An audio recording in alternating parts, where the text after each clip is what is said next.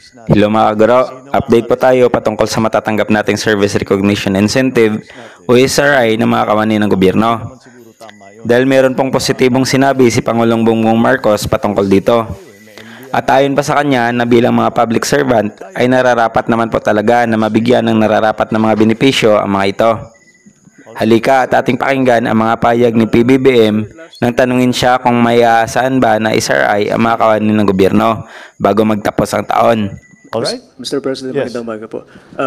Sir, last year po naglabas kayo ng AO na nagbibigay ng 20,000 pesos na service recognition incentive para sa mga government employees. Yes. Will there be another SRI for this year para sa mga government employees? We'll see. We'll see how what is our financial position at the end of it.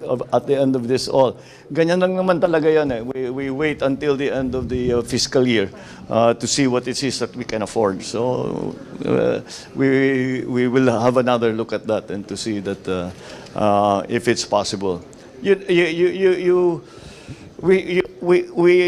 Marami tayong pinapagawa ngayon sa mga ano natin. So kailangan natin mag-compensate naman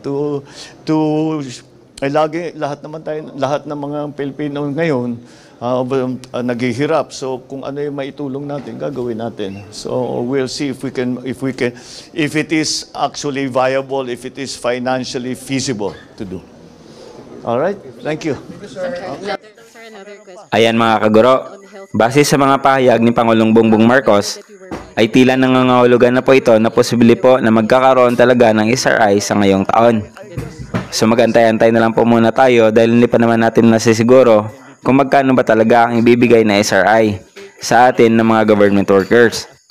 So hanggang dito na lang muna mga kaguro. Salamat po sa panonood.